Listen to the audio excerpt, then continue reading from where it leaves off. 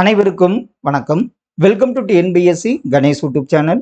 Friends, நம்ம group 2 group 4க்காக GK ரிவிஷனாக பாட்டு வரோம். இன்று பார்த்தீங்கன்னா பார்ட் 2ல் ஒரு 30 கேள்விகள் என்னங்கிறத பார்த்துடலாம். கண்டிப்பாக இதெல்லாம் உங்கள் ஸ்டடீஸ்க்கு யூஸ்ஃபுல்லாக இருக்கும். இதில் முதல் கேள்வி பாருங்க. இந்திய ரிசர்வ் வங்கி எப்போது நாட்டுடைமையாக்கப்பட்டது? ரிசர்வ் வங்கி நாட்டுடைமையாக்கப்பட்ட ஆண்டு என்ன? இதில் 1949ஆம் ஆண்டு தான் இந்திய ரிசர்வ் வங்கி நாட்டுடைமையாக்கப்பட்டது. வேலை வாய்ப்பின்மை சிக்கலை தீர்ப்பதற்காக வேலை வாய்ப்பு அலுவலகத்தை அமைத்த டெல்லி சுல்தான் யார்?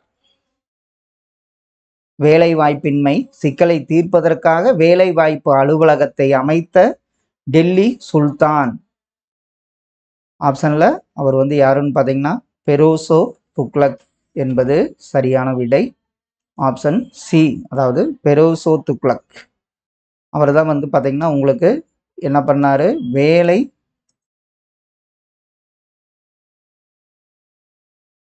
பெரோசோ துக்ளக் என்பது சரியான விடை. ஸ்லாட்டர் கிராமம் என அழைக்கப்படும் இருவேல்பட்டு கிராமம் எந்த மாவட்டத்தில் அமைந்துள்ளது? ஸ்லாட்டர் கிராமம் இது எந்த மாவட்டத்தில் அமைந்துள்ளது? இதில் பார்த்தீங்கன்னா விழுப்புரம் மாவட்டத்தில் அமைந்துள்ளது தான் ஸ்லாட்டர் கிராமமாகும். மொத்த தேசிய மகிழ்ச்சி என்னும் பதத்தை பூட்டானின் 4ஆம் அரசர் ஜிக்மே சிங்கே வாங்சுக் என்பவரால் எந்த ஆண்டு உருவாக்கப்பட்டது? அதாவது cross national happiness index GNHI. இதை உருவாக்கியவர் பூட்டான் அரசர் 4ஆம் அரசர் ஜிக்மே சிங்கே வான்சுக். எந்த ஆண்டு அப்படின்னு பார்த்தீங்கன்னா 1970ஆம் ஆண்டு அந்த பதத்தை உருவாக்கினார். பஞ்சாயத்து ராஜ் அமைப்புகள் கிராமங்களிலிருந்து தான் நகரங்கள் வரை கட்டமைக்கப்பட வேண்டும் என்பது யாருடைய கூறுகளில் முக்கியமானதாக இருந்தது? இவர் கூறிய கூற்றுகள்ல முக்கியமானதாக இருந்தது பார்த்தீங்கன்னா பஞ்சாயத்து ராஜ் அமைப்புகள் கிராமங்களிலிருந்து நகரங்கள் வரை கட்டமைக்கப்பட வேண்டும். அவர் யாருன்னு பார்த்தீங்கன்னா காந்தியடிகள் என்பது சரி. பெரியார் எந்த ஆண்டிலிருந்து ஈரோடு நகராட்சியின் தலைவராக பதவி வகித்தார்? அப்போ இருக்கிறப்ப தான் பார்த்தீங்கன்னா அந்த குடிநீர் குழாய் மூலம் விநியோகம் செய்யும் முறையை அவர் தான் அறிமுகப்படுத்தினார். பெரியார் எந்த ஆண்டிலிருந்து ஈரோடு நகராட்சியின் தலைவராக பதவி வகித்தார்? அது எந்த ஆண்டில் இருந்துன்னு பார்த்தீங்கன்னா 1917ஆம் ஆண்டிலிருந்து. இந்தியர்களுக்கு சுதந்திரத்தின் சுவையை அறிமுகப்படுத்தியவர் யார்? இந்தியர்களுக்கு சுதந்திரத்தின் சுவையை அறிமுகப்படுத்தியவர் அவர் உள்ளாட்சி அமைப்புகள் இதெல்லாம் பண்ணதுனால ரிப்பன் பிரபு தான் இந்தியர்களுக்கு சுதந்திரத்தின் சுவையை அறிமுகப்படுத்தினார். 2 அடுக்கு முறை மற்றும் அரசியல் கட்சிகள் அனைத்து தேர்தல்களிலும் பங்கு பெற வேண்டும் என கூறுவது எந்த குழு? 2 அடுக்கு முறை, பஞ்சாயத்து ராஜ் முறை மற்றும் அரசியல் கட்சிகள் அனைத்து தேர்தல்களிலும் பங்கு பெற வேண்டும் என கூறுவது எந்த குழுன்னு பார்த்தீங்கன்னா அசோக் மேத்தா குழு என்பது சரியான ஒன்று. நாடாளுமன்ற ஆட்சி முறை குறித்த தவறான கருத்து எது? நாடாளுமன்ற ஆட்சி முறை குறித்த தவறான கருத்து மத்திய சட்டமன்றம் அதிகாரம் படைத்தது. அரசின் தலைவர் குடியரசுத் தலைவர் ஆவார். கூட்டு மற்றும் தனித்தனியான பொறுப்புகள் உள்ளவை அப்படிங்கிறது சரிதான். பெரும்பான்மை பெற்ற கட்சியின் தலைவர் ஜனாதிபதி ஆகிறார் என்பது அது பிரதமர்னு வரும். அதுதான் தவறான கருத்து. நேபாளத்தின் கடைசி மன்னர் யார்? நேபாளத்தின் கடைசி மன்னர் ஆப்ஷன்ல பாருங்க நானேந்திரா. அவர் தான் பார்த்தீங்கன்னா நேபாளத்தின் கடைசி மன்னராவார். அமெரிக்க அதிபர் எத்தனை ஆண்டுகளுக்கு ஒரு முறை தேர்ந்தெடுக்கப்படுகிறார்? அமெரிக்க அதிபர் தேர்தல் பார்த்தீங்கன்னா எத்தனை ஆண்டுகளுக்கு ஒரு முறை தேர்ந்தெடுக்கப்படுகிறார்னு பாருங்க. 4 ஆண்டுகளுக்கு ஒரு முறை என்பது சரியான விடை. இப்போ ட்ரம்ப் வந்திருக்காரு. சிவசுப்பிரமணியனார் எங்கு தூக்கிலிடப்பட்டார்? இவர் கட்டபொம்மனின் அமைச்சர் சிவசுப்பிரமணியனார். இவர் தூக்கிலிடப்பட்ட இடம் எதுன்னு பார்த்தீங்கன்னா நாகலாபுரத்தில் தூக்கிலிடப்பட்டார் சிவசுப்பிரமணியனார். திருச்சிராப்பள்ளி சுதந்திர பிரகடனத்தை வெளியிட்டவர் யார்? இவங்க தான் திருச்சிராப்பள்ளி சுதந்திர பிரகடனத்தை வெளியிட்டனர். அவங்க யாருன்னு பார்த்தீங்கன்னா மருது சகோதரர்கள் என்பது சரியான ஒன்று. இந்திய தேசிய காங்கிரசின் எந்த அமர்வில் ஒத்துழையாமை இயக்கத்திற்கு அனுமதி வழங்கப்பட்டது? இந்திய தேசிய காங்கிரசின் எந்த அமர்வில் ஒத்துழையாமை இயக்கத்திற்கு அனுமதி வழங்கப்பட்டது? அது எந்த அமர்வுன்னு பாருங்க. ஆப்ஷன்ல கல்கத்தா அமர்வு என்பது சரியான விடை. கீழ் காண்பவர்களுள் சுயராஜ்யவாதி யார்? இது அடிக்கடி கேட்கப்பட்ட ஒரு கேள்வி. அவர் யாருன்னு பார்த்தீங்கன்னா எஸ் சத்தியமூர்த்தி. இவர் காமராசரின் அரசியல் குரு எஸ் சத்தியமூர்த்தி. அவர் தான் சுயராஜ்யவாதி ஆவார். இந்தி எதிர்ப்பு மாநாடு எங்கே நடத்தப்பெற்றது?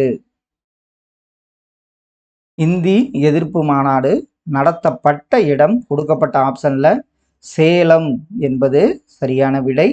சோட்டா நாக்பூர் குத்தகை சட்டம் எந்த பின்னணியில் நிறைவேற்றப்பட்டது? இந்த கிளர்ச்சியினால தான் பார்த்தீங்கன்னா சோட்டா நாக்பூர் குத்தகை சட்டம் எந்த பின்னணியில் நிறைவேற்றப்பட்டது? அது எந்த கிளர்ச்சின்னு பார்த்தீங்கன்னா முண்டா கிளர்ச்சி என்பது சரியான விடை. 1916ஆம் ஆண்டு ஏப்ரலில் தன்னாட்சி இயக்கத்தை முதலில் தொடங்கியவர் யார்? 1916 ஏப்ரல்ல தன்னாட்சி இயக்கத்தை முதலில் தொடங்கியவர் திலகர் என்பது சரியான விடை. பின்புதான் அன்னி பெசன்ட் அம்மையார் வருவாங்க. யாருடைய பணியும் இயக்கமும் 1856ஆம் ஆண்டு விதவை மறுமண சீர்திருத்த சட்டம் இயற்றப்படுவதற்கு வழிகோலியது? அது யாருடைய பணி மற்றும் இயக்கம்? அவர் மூலியம் தான் பார்த்தீங்கன்னா விதவை மறுமண சீர்திருத்த சட்டம் இயற்றப்படுவதற்கு வழிகோலியது. அவர் யாருன்னு பார்த்தீங்கன்னா ஈஸ்வர சந்திர வித்யாசாகர் என்பது சரியான விடை. ராஷ்ட் கோப்தார் இது யாருடைய முழக்கம்? இது எந்த இயக்கத்தின் முழக்கம்னு பார்த்தீங்கன்னா பார்சி இயக்கத்தின் முழக்கமாக அமைந்தது ராஷ்ட் கோப்தார் என்பதாகும். 1954இல் இந்தியா மற்றும் சீனாவால் கையெழுத்திடப்பட்ட ஒப்பந்தம் இது தொடர்பானது. 1954 இந்தியா மற்றும் சீனாவால் கையெழுத்திடப்பட்ட ஒப்பந்தம் எது தொடர்பானதுன்னு பார்த்தீங்கன்னா பஞ்சசீல கொள்கை, 5 கொள்கைகளுடன் இணைந்திருத்தல் என்பது ஆப்ஷன் டி சரியான ஒன்று. நமது வெளியுறவு கொள்கையுடன் தொடர்பு இல்லாதது எது? நமது வெளியுறவு கொள்கையுடன் தொடர்பு இல்லாதது பார்த்தீங்கன்னா உலக ஒத்துழைப்பு, உலக அமைதி, இனச்சமத்துவம், காலனித்துவம் என்பது நமது நாட்டின் வெளியுறவு கொள்கையுடன் தொடர்பு இல்லாததாகும். இந்திய அரசியலமைப்பின் முகவுரை எத்தனை முறை திருத்தப்பட்டது?